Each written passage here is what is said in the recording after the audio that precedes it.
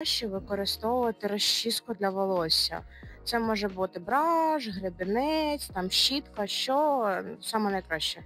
Так, дивіться, насправді дуже багато гарних. Якусь конкретно використовувати немає сенсу. Типу, їх дуже багато кайфових, але головне, щоб вона м'яко йшла по вашому волоссі.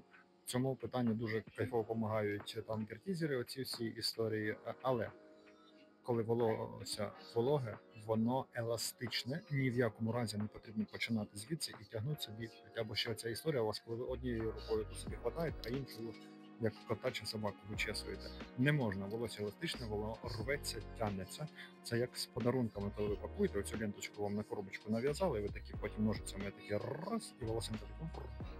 Отак само це відбувається і з вашим волоссям. Гребінців багато. Зазвичай кайфово сушить або тунельною гребінцем, так її називають, або це ж тізер. Але достатньо вам цього поки що.